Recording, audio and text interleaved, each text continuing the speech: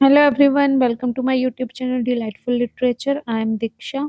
आज की वीडियो में हम ग्रेड 12 सीबीएसई पोम करने जा रहे हैं। The name of the poem is a thing of beauty, written by John Keats. John Keats जो है एक ब्रिटिश रोमांटिक पोएट हैं, ठीक है। और John Keats is the pioneer of romanticism in English literature. जो ये आपके सिलेबस में पोम है अ thing of beauty, it's an excerpt. Excerpt means होता है पार्ट है। एंडीमियन जो पोम है जॉन कीट्स की, लॉन्ग पोम है बहुत ज़्यादा, उसका ही एक छोटा सा पार्ट है ये, ठीक है। देखो, जो अबाउट द पोएट सेक्शन है आपके एनसीईआरटी बुक का, उसमें ये मेंशन है एंडीमियन पोम का नाम, ठीक है। फुल नेम क्या है? Endymion a poetic romance. Poem is based on a Greek legend. Legend का मतलब होता है एक ऐसी स्टोरी जो कि पुराने ज़माने से चलती आ रही है, बट उसका कोई एविडेंस नहीं है कि वो सच है, ठीक है। लेजेंड्स हर एक टाइप के रिलीजन में होते हैं। जैसे हिंदू लेजेंड्स हैं, भगवान से रिलेटेड, जो हमारे डिफरेंट डिफरेंट गॉड्स हैं उनसे रिलेटेड होते हैं कि उनके साथ कैसा हुआ था, क्या-क्या चीज़ें उनकी लाइफ में हुई हैं, ठीक है। वो कोई हम प्रूव नहीं कर पाते कई चीज़ों को, बट वो प्रथाएँ चली आ रही हैं कि ऐसा हुआ था। वैसे ही ग्रीक जो लिटरेचर है उसमें ये लेजेंड है जिसमें एंडेमियन नाम के एक करैक्टर है, जो कि क्या है, यंग शेफर्ड है, चरवाहा है, और जो कि एक पोएट भी है, जो कहाँ पे रहते थे? माउंट लैटमस में रहते थे, ठीक है। एंडेमियन रहते थे माउंट लैटमस में। और उनको एक दिन एक सिंथिया, जो कि मून गॉडेस है ग्रीक लिटरेचर में, सिंथिया कौन है? Moon goddess. उनका एक दिन सपना हुआ उनको, ठीक है, विजन हुआ, सपने में वो आई। The enchanted youth resolve to seek her out, और वो उसका पीछा करते हुए, उसको ढूंढते हुए निकल गए इन रियलिटी, कि उनको उनसे, मून गॉडेस से मिलने के लिए निकल पड़े। कौन? एंडीमियन। बट वो सारे के सारे रास्ते घूमते ही रहे। उसी जैसे वो जिस सर्च पे वो निकले थे मून गॉडेस की, उसी सर्च को ये पोम क्या करती है? डिस्क्राइब करती है, ठीक है। तो जो एक एक्सर्प्ट है छोटा सा आपके सिलेबस में, उससे इससे रिलेटेड ही है उसमें भी। अब हम स्टार्ट करते हैं ये poem. A thing of beauty is a joy for ever, its loveliness increases, it will never pass into nothingness but will keep a bower quiet for us and asleep। अब देखो, four four lines, four six lines जो है ना एक बार में, six lines एक paragraph type का बना रही हैं, स्टैंजर्स टाइप का बना रही हैं। First of all rhyming scheme देख लो इसमें। फॉर एवर और नेवर, ठीक है, ए, देन कीप और स्लीप, इसका हो गया बी, देन ब्रीदिंग और रेथिंग, सी, ठीक है। फिर दोबारा से earth, dearth, days, ways, all, pall, ये सब कुछ ए, बी, सी बन रही है इसकी राइम स्कीम, ठीक है, इस पोम की। अब एक एक करके एक एक लाइन डिस्कस कर लेते हैं। Thing of beauty is a joy for ever, ये तो वेल नोन लाइन है लिटरेचर में। जो थिंग ऑफ ब्यूटी है, ब्यूटी की कोई भी चीज है, नेचर की जो भी चीज है, वो हमारे लिए हमेशा के लिए खुशी दे जाती है। फॉर एग्जाम्पल, अगर कभी कोई फ्लावर्स देखे हैं आपने, कभी कोई ऐसी जगह में गए हो जहाँ पे फूल ही फूल है, बहुत सुंदर नज़ारा है, फूल हो गए या कोई भी नेचर का बहुत सुंदर जगह है, तो वो आपके दिमाग में हमेशा रहेगी। आइज़ क्लोज़ करके भी आप उस चीज़ के बारे में इमेजिन करोगे ना, तो आपको खुशी होगी उसको सोच के ही। इट्स लवलीनेस इंक्रीजेस, और जितना हम उस चीज़ के बारे में सोचेंगे, जो ब्यूटीफुल थिंग नेचर की हमें दिखी है, उसको देखेंगे, उतनी हमें खुशी होती रहेगी और वो चीज़ हमें और ज़्यादा सुंदर लगती रहेगी, ठीक है। That's why it is written its loveliness increases, it will never pass into nothingness. कभी भी ऐसा नहीं होता कि नेचर की कोई ब्यूटी है वो कभी ज़ीरो हो जाए, ठीक है। कभी खत्म नहीं होगी वो हमेशा बढ़ती ही रहेगी। But will keep a bower quiet for us. Bower का मतलब क्या होता है? A shady place under the tree. जो मीनिंग बता रही हूँ ना, बुक साथ में रखा करो, आप लिखते रहो। Bower means a shady place under the tree, tree के नीचे एक छांवदार जगह। तो जो थिंग ऑफ ब्यूटी हमारे लिए ऐसी प्लेस रखेगी जहाँ पे क्या होगा, छाया मिलेगी हमें। And a slip full of sweet dreams, और एक स्लीप होगी, नींद होगी कैसी, जिसमें हमें अच्छे सपने आएंगे। And health and quite breathing, और हेल्थ होगी वहाँ पे, हम अच्छे से हमारी, क्या बोलते हैं, हेल्थ इज वेल्थ बोलते हैं ना, अगर हेल्थ अच्छी रहेगी तो सब कुछ अच्छा रहेगा, तो हमारी अच्छी हेल्थ। एंड क्वाइट ब्रीथिंग मतलब हम शांति से रहेंगे, ठीक है।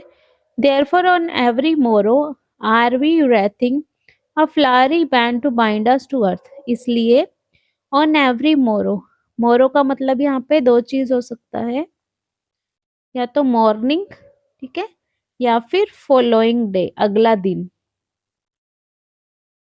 ठीक है, जो आने वाला दिन है। आने वाला दिन कैसा हो जाएगा हमारे लिए, आर वी रेथिंग, रेथिंग का मतलब क्या होता है, एनसर्कल सराउंड, जो हमारी अर्थ है सूरज के चारों ओर चक्कर लगा रही है ना, तो हम भी क्या कर रहे हैं, हर एक दिन अर्थ के अंदर ही है ना, हम भी अर्थ के ऊपर है, तो हम भी चक्कर लगा रहे हैं सन के आसपास। तो हमारी लाइफ भी ऐसे ही हर एक अगले फॉलोइंग डे में रेथिंग कर रही है, एनसर्कल कर रही है, ठीक है। रेथिंग का मतलब क्या है, एनसर्कल, एनसर्कलिंग, क्योंकि रेथिंग आईएनजी लग गया, एनसर्कलिंग, ठीक है, एनसर्कल कर रही है, घूम रहे हैं हम भी सूरज के चारों ओर। A flowery band to bind us to earth, देखो ये लाइफ हमारी चलती जा रही है, हम भी सूरज के चारों ओर चक्कर लगा रहे हैं, इसीलिए क्या हो रहा है, हम अर्थ के साथ जुड़े हुए हैं, ठीक है। A flowery band to bind us to the earth, तो जो वो चक्कर लगा रहे हैं हम गोल गोल, उसको उसको कैसे इमेजिन किया है पोएट ने, कि वो एक फ्लावर का बैंड है, ठीक है। तो ये फ्लावरी बैंड क्या पोएट्री डिवाइस हो गई, इमेजरी, पोएट्री डिवाइसेस भी साथ साथ करते रहते हैं, ठीक है। और इमेजरी हो गई क्योंकि हम इमेजिन कर पा रहे हैं, देख पा रहे हैं, आइस के थ्रू देख पाएंगे कि कैसे वो फ्लावर का बैंड है। और secondly this is metaphor also, क्योंकि वो चक्कर लगाने को उन्होंने किसके साथ कंपेयर कर दिया है, पोएट ने फ्लावरी बैंड के साथ कंपेयर कर दिया है, ठीक है। मेटाफर भी है और ये इमेजरी भी है, दोनों ऑप्शन आ जाएंगे आपके इसमें। देन इसके अलावा क्या पोएट्री डिवाइस है यहाँ पे, देखो ध्यान से, आर वी रेथिंग। अब जो करेक्ट सेंटेंस का फॉर्मेशन है वो होना था वी आर रेथिंग, आर बाद में आना था, वी पहले आना था, है ना, तो इन्वर्जन हो गई ये, ठीक है। आगे पीछे कर दिया तो ये पोएट्री डिवाइस क्या हो जाती है, इन्वर्जन। हम देखो नेक्स्ट पोएट्री डिवाइस है हमारी एनजैम्पमेंट। एनजैम्पमेंट का मतलब होता है विदाउट एनी पंचुएशन मार्क्स अगली लाइन में पहुंचते हैं। फॉर एवर के बाद कोई फुल स्टॉप, कोई फुल स्टॉप और कोई भी कॉमा नहीं आया, सीधा यहाँ पे आया इंक्रीजेस के बाद, ठीक है। फर्स्ट लाइन में कुछ नहीं आया, तो ये कौन सी पोएट्री डिवाइस हो गई हमारी, एनजैम्पमेंट, ठीक है। यहाँ तक हो गई। क्या क्या देख लिया हमने, एक तो हमने देख ली थी rhyme scheme, A B B C C, ठीक है। और हमने क्या देख लिया, एनजैम्पमेंट देख लिया। इसके अलावा और हमने क्या देख लिया, अफ्लारी बैंड में क्या था, मेटाफर था और इमेजरी थी। इसके अलावा आरवी रेथिंग था, तो वो था इन्वर्जन, ठीक है। इतनी सारी पोएट्री डिवाइस हमने यही 3-4 लाइन्स में कर ली। Then come to next line,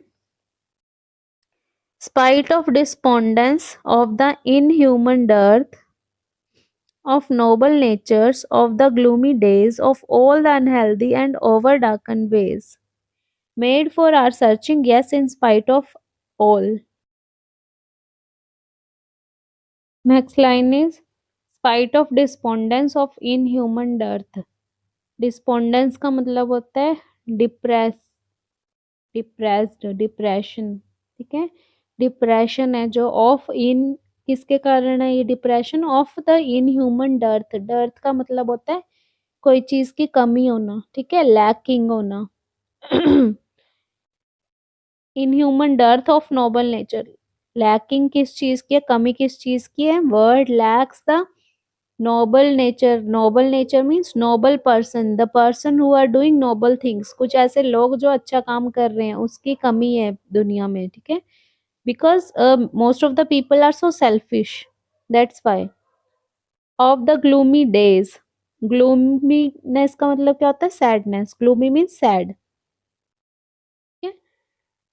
then of all the unhealthy and over darkened ways, ये ओ अपोस्ट्रोफी ई आर का मतलब क्या है, over,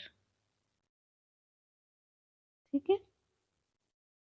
over darkened ways made for our searching, yes in spite of all, तो वो ये बोलना चाहते हैं कि जो इतना अंधेरा है दुनिया में, इतनी अनहेल्दी चीजें हैं, लाइफ है, और इतनी ग्लूमीनेस है, सैडनेस है, और इनह्यूमन डर्थ है, मतलब जो लोगों की कमी है जो अच्छा काम कर रहे हैं, सेल्फिश नहीं हो रहे, तो उसके कारण क्या क्या इससे हमें वो मिलता है, क्या करना चाहिए हमें, मेड फॉर आर सर्चिंग, हमें सर्च करना चाहिए, yes in spite of all some shape of beauty, इन सब के बावजूद क्या सर्च करना चाहिए, नेचर की ब्यूटी को सर्च करना चाहिए, क्योंकि इन सब, इन स्पाइट का मतलब होता है बावजूद, के बावजूद, इन सब चीजों के बावजूद जो इतनी बुरी चीजें हैं, some shape of beauty moves away away the pall, pall का मतलब क्या होता है, डार्क क्लाउड ऑफ सैडनेस, ठीक है। पाल मीन्स डार्क क्लाउड। तो वो पोएट क्या बोलने चाहते हैं, इन सब बुरी चीजों के बाद भी हमें उस ब्यूटी को खोजना चाहिए, उस ब्यूटी की सर्च में निकलना चाहिए जो कि डार्क क्लाउड ऑफ सैडनेस के, डार्क क्लाउड्स को, अंधेरों के घने बादलों से, फ्रॉम आवर डार्क स्पिरिट्स, और हमारी जो सेल्फिशनेस है हमारे अंदर उसको दूर करे। Such the sun the moon trees old and young sprouting a shady boon, वो सारी चीजें जो कि स्प्राउट, स्प्राउट करना का क्या मतलब होता है, डेवलप इन लार्ज नंबर्स, ठीक है। स्प्राउट मतलब डेवलप इन लार्ज नंबर्स, जो ट्रीज हैं, सन है, ये सब क्या हो रहे हैं, बहुत ज्यादा नंबर में डेवलप हो रहे हैं, ठीक है। अब यहाँ तक देखो, जो पहले मैंने क्या बताया था, rhyme scheme A A B B C C है ना, वैसे ही 6 लाइन के बाद राइम स्कीम ऐसी है, ए बी बी सी सी, ठीक है। नेक्स्ट लाइन, नेक्स्ट में देखो, अब पहले यहाँ पे पोइट्री डिवाइस देख लेते हैं कौन सी आई है। फर्स्ट ऑफ ऑल यहाँ देखो, ऑफ नोबल नेचर और ऑफ ऑल द अनहेल्दी, दोनों ऑफ ऑफ इकट्ठे आ गए ना, इस टाइप की पोइट्री डिवाइस क्या होती है, स्टार्टिंग में अगर आ जाए एनाफोरा, ठीक है। टू और थ्री कंजिक्यूटिव लाइंस में इकट्ठे ही आ जाएं सेम सेम वर्ड्स, तो वो क्या हो जाएंगे, अगर दो से ज्यादा भी हो सकते थे, ऑफ ऑफ ऑफ इस अगली लाइन में भी होता तो भी एनाफोरा, ठीक है। और वैसे ही अगर लास्ट में सेम हो जाए, जैसे यहाँ पे दोनों में मून ही होता है, यहाँ पे तो वून है ना, चेंज है, बट यहाँ पे अगर मून ही होता तो क्या होता, उस वाली पोइट्री डिवाइस को क्या बोलते हैं हम, एपीफोरा। इसको याद कैसे रखना है, ए से हमारे अल्फाबेट्स शुरू होते हैं ना, तो ए से मतलब शुरू में सिमिलर होना चाहिए, और ई मतलब एंड, तो एंड मतलब लास्ट में जो सेम हो गए तो वो एपीफोरा है, अगर स्टार्टिंग में सेम हो गए तो वो एनाफोरा है, ठीक है। बस ये वाली चीज याद रखनी है, okay. Then next poetry device देखो, इसके अलावा क्या है, old and young, old and young, देखो ओल्ड अलग चीज होती है, यंग अलग चीज होती है, दोनों को इकट्ठे यूज कर लिया यहाँ पे पोएट ने। तो ऐसे ही अगर दो अलग अलग चीजों को, ऑपोजिट आइडियाज को साथ में यूज कर ले तो इसको बोलते हैं एंटीथीसिस, ठीक है। एंटी का मतलब वैसे भी ऑपोजिट होता है ना, एंटीथीसिस, अगर टू ऑपोजिट को इकट्ठे यूज कर ले पोएट तो वो होता है एंटीथीसिस, ठीक है। ये हो गया हमारा poetic devices of this stanza. अब देखो नेक्स्ट पेज में देखते हैं अब हम, for simple sheep and such are daffodils with the green world they live in, ये उसी के साथ ही चल रहा है, मून और मून, ये था ए ए, ठीक है, ए और डैफोडिल्स और रिल्स बी बी, मेक और ब्रेक सी सी, ऐसे ही blooms dooms A dead read B B, drink और ब्रिंक सी सी। ये राइम स्कीम ये बन गई पूरी पोम की हमारी। अब इसको रीड करते हैं। पहले पिछली टू लाइन्स थी, from our dark spirits such the sun, the moon, trees old and young, sprouting a shady boon for simple sheep, and such are daffodils with the green world they live in। अब ये देखो, एक question भी है इसमें। जब आप think it out के बारे में पढ़ोगे ना, इसके पेज नंबर 99 में जो नीचे क्वेश्चन आंसर दिए हुए हैं, उसमें एक क्वेश्चन है, list the things of beauty mention in the pome. वो सारी थिंग ऑफ ब्यूटी बतानी है जो इस पोम में मेंशन है। तो ये सारी जो लाइंस है ना, यहाँ से लेकर इसमें और नेक्स्ट इसमें, वो सारी चीजें दी हुई हैं जो थिंग ऑफ ब्यूटी बता रही हैं। ठीक है, सन, मून, ट्रीज और शीप, डैफोडिल्स, ये सब थिंग ऑफ ब्यूटी है, बहुत ज्यादा इंपॉर्टेंट है। ठीक है, शीप की बात हुई है, डैफोडिल्स की बात हुई है, सन की बात हुई है, मून की बात हुई है। ओके, और शीप सिर्फ, शीप एक है, कौन सी पोइट्री डिवाइस को वो कर रहा है, सिंबोलिज्म है शीप में यूज। ठीक है, और शीप सिर्फ एक चीज को सिंबलाइज नहीं कर रहा, sheep all all creatures on earth, जो भी क्रीचर्स हैं। ठीक है, जो भी भगवान ने बनाए हुए क्रीचर्स हैं वो सब शीप डिनोट कर रहा है। एंड सच आर डैफोडिल्स, और डैफोडिल्स क्या होते हैं, फ्लावर्स होते हैं ब्राइट येलो कलर के, with the green world they live इन। जो डैफोडिल्स हैं कहाँ पे रहते हैं, ग्रीन वर्ल्ड में। ठीक है, एंड क्लियर रील्स, रील्स का मतलब होता है small stream of running water. ठीक है, ये जो पिक्चर दी हुई है ऐसे ही स्ट्रीम बनाई हुई है ये रनिंग वाटर की। ठीक है, अब यहाँ देखते हैं, for simple sheep and such are daffodils. तो ये सब पोइट ने क्या डिस्क्राइब किया कि ये बहुत ज्यादा ब्यूटीफुल थिंग्स है नेचर की, with the green world they live in. Daffodils कहाँ पे रहती हैं, ग्रीन वर्ल्ड में। ठीक है, ग्रीन वर्ल्ड मतलब जंगल हो गया, ग्रीनरी हो गई, नेचुरल प्लेस हो गया। And clear rills that for themselves a cooling covert make against the hot season। ठीक है, GAINST, यहाँ पे ए अगेंस्ट है, अपोस्ट्रोफी जी है ना, अगेंस्ट। अब इसके अलावा देखो, clear rills that for themselves a cooling covert make। rills का क्या मीनिंग होता है, small stream of running water. ठीक है, उसके अलावा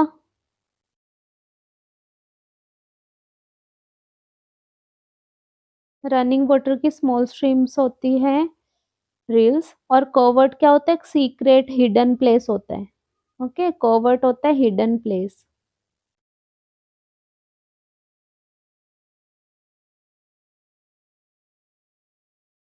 जो ये नदी है, छोटी सी स्ट्रीम है, जैसे कि इमेज में भी गिवन है, ऐसी स्ट्रीम कहाँ पे छुपी हुई बैठी हुई है, बहुत एक तले में नीचे छुप कर बैठी हुई है। और किससे बच के बैठी है वो, हॉट सीजन से। ठीक है, against the hot season, hot season गर्मी से बची है।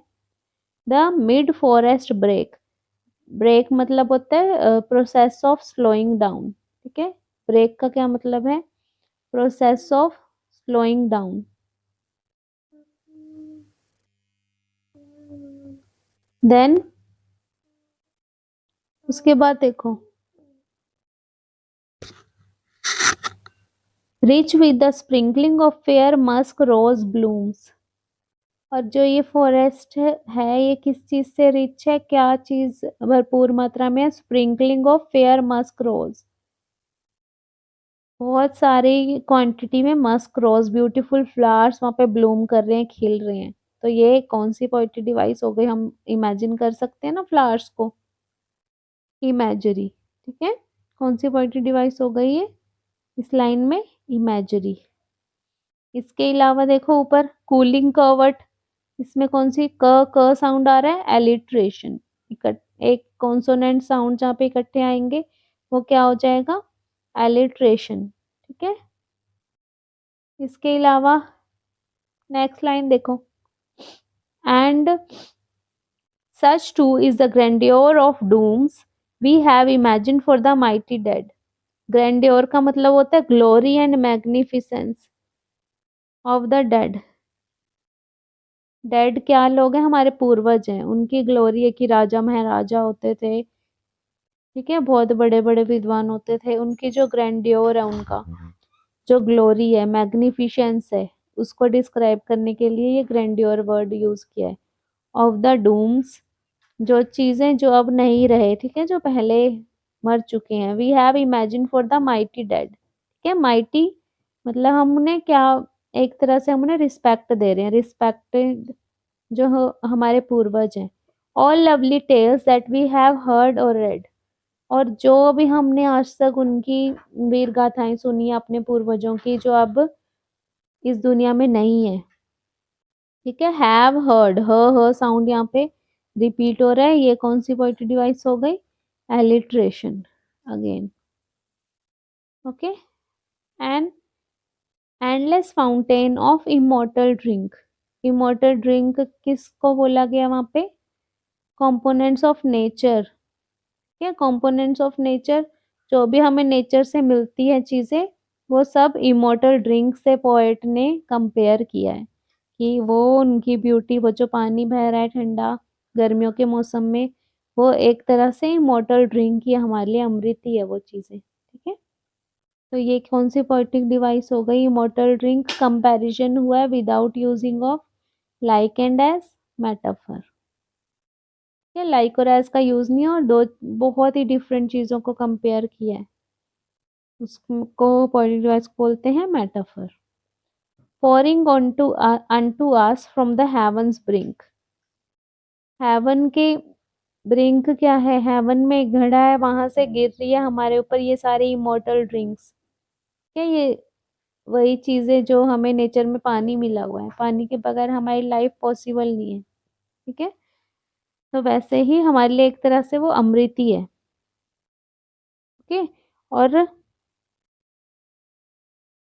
ये सारी क्या हो गई? हमारी एक्सप्लेनेशन होगी लाइन टू लाइन। इसके अलावा जो ये लवली टेल्स बोला है, ये सब वो ग्रुप ऑफ स्टोरीज हैं that are celebrating our elders glory, ठीक है, जो एंसेस्टर्स ग्लोरी, इवन जो एंसेस्टर थे, हमारे पूर्वज थे, जो अब नहीं है, उनकी ग्लोरीफाई करने के लिए जो भी स्टोरीज लिखी गई हैं, that stories that we have heard or read, जो हमने पढ़ी या सुनी है, ठीक है, उनके बारे में है।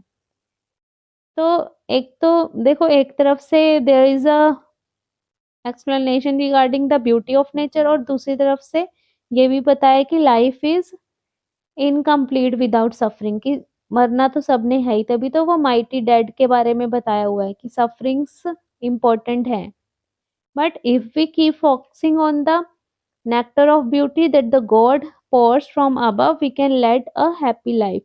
it means अगर हम नेचर की ब्यूटी को ध्यान देंगे, नेचर की ब्यूटी पे, और भगवान को उसका शुक्रिया करेंगे जो भी चीजें हमारे पास हैं, तो हमारी जो लाइफ है वो मच इजियर हो जाएगी हमारे लिए, ठीक है। तो यही सेंट्रल आइडिया है इस पोम का। Life is incomplete without sufferings and we must thank God for even our sufferings, ठीक है। I hope you are able to understand this poem. If you have any doubt regarding this poem, you can comment me in the comment section. And इसके अलावा कोई भी grade 9 to 12 कोई chapter या कोई भी पोम समझ में नहीं आ रही हो तो मैसेज में, okay. See you in the next video.